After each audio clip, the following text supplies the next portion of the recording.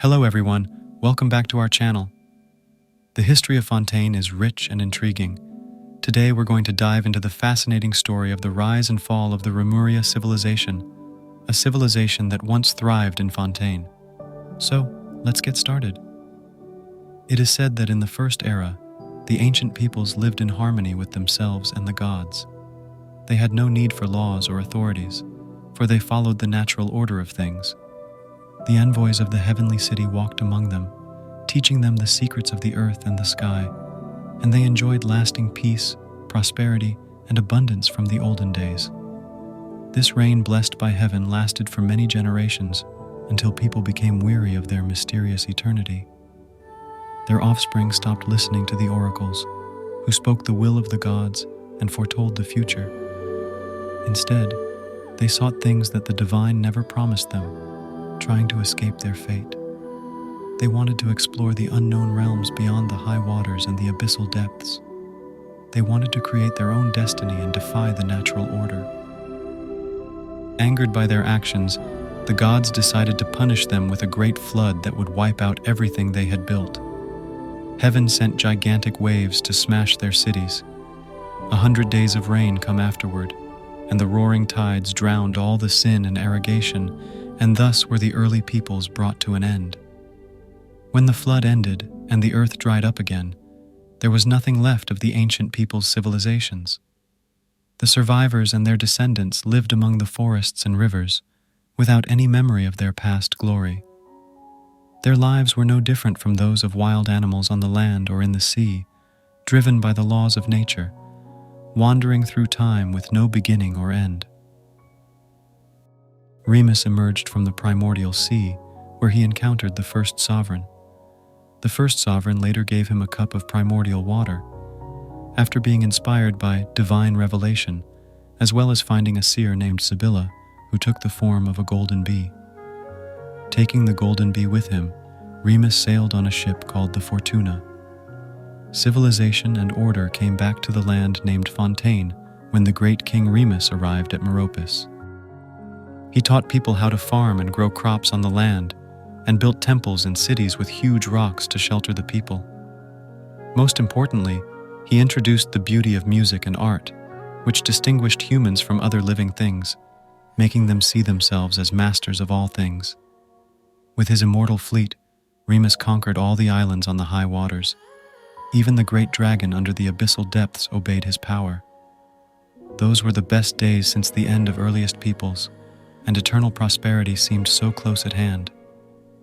The God King and his people indulged in the sweet dreams of carefree lives and fantasies of never-ending progress.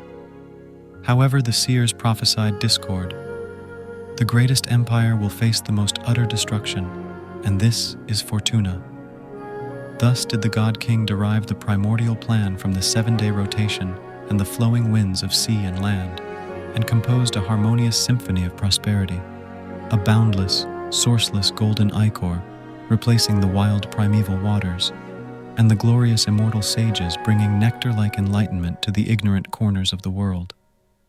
He mixed the primordial water with an immortal stone to create a golden ichor that would preserve the souls and minds of his people in golems.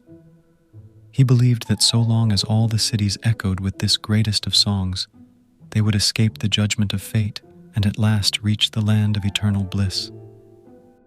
But the pain of severing soul and body cannot be endured by any ordinary life, and the usurper's order tore apart and shattered souls.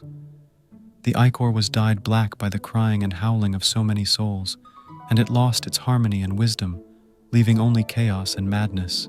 The king, resting peacefully at the heart of the palace, listened to the symphony of his empire. Every melody, every note that echoed from the corners of his realm reached his ears.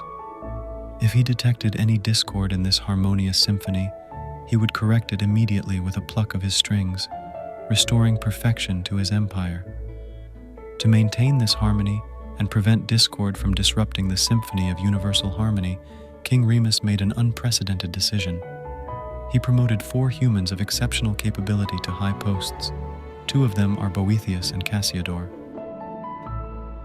Boethius was born in a small realm on a lone isle, in a village built of reeds and grass. When warriors came to his home announcing conquest, He followed them to the capital as a naive youth. His agile fingers and bright voice saved him from the fate of bondage. Still holding on to the passions of the barbarians, he befriends a servant named Cassiodor. Cassiodor, despite being one of the conquered, become famous. The young warrior follows the musician to Capitolium, the highest city in the Golden Capital. There, they undergo rigorous trials and are elevated by the Golden God King to become prideful masters. Sharing his divine power and authority with them, Remus made them his partners in governance, the Harmosts for all cities. Their duty was to eliminate all discordant sounds. To ensure that this harmonious symphony reached every corner of his realm, King Remus constructed far-reaching fairways. These fairways carried the melodies from Capitolium, the heart of the empire, to every corner that sat above the high waters. The expansion of power has brought not only progress and order, but also arrogance, violence, and exploitation. In various locations, including the distant city of the people of bygone times, the Valley of Hidden Exiles, and even at the foot of Mount Capitolium, noble musicians and an army of iron and glimmering mail come to take everything from the people. Those who are yet unconquered and those who have not yet lost anything band together, vowing to resist to the last. The Dragon Prince, Scylla, gathered Vishaps and barbarians to launch an attack on Remuria as a rebellion against Remus's plans. Boethius mourns that while they sang on high, they should have also listened to the voices of the lowly. He acknowledges that not all would willingly have their homes and nature stolen from them, and not all can accept their melody. He argues that even those who pledge loyalty to the past have determination and dignity that cannot be lightly ignored. Cassiodor responds with disdain for what he perceives as weakness. He believes that any lingering barbarism and ignorance in Fontaine should be exterminated. He is willing to accept savages into their majestic golden order if they wish to join, just as their glorious lord accepted them. However, since Bane Dragon Scylla destroyed their towers and slaughtered their musicians, he believes that the envenomed feral tribes are no longer worth saving or accepting. He argues that they must be purged from the soil and waters. This moment marks the end of the Golden Era and the beginning of ceaseless war and rebellion. The God King, who once ruled peacefully, awakens from his dream to find his kingdom in chaos. The Golden Dome, once a symbol of glory, has lost its luster under the pale moonlight, signifying the impending doom. The God King, in his desperation, summons his loyal guards and musicians, hoping to restore peace to the fractured lands. Fate is an unyielding force that even gods cannot defy. Amongst the God King's actions, the most egregious was his attempt to pass power that should have been reserved for gods to humans. This power and status led to corruption and decadence among the Harmosts. The deeply ingrained arrogance and prejudice of the people cannot be reversed overnight. This leads to the downfall of the Harmosts and rulers, and all noble sacrifices and unselfish plans fall into ruin. As Remus played the last movement of the Golden Symphony, Boethius stole the golden goblet brimming with ichor.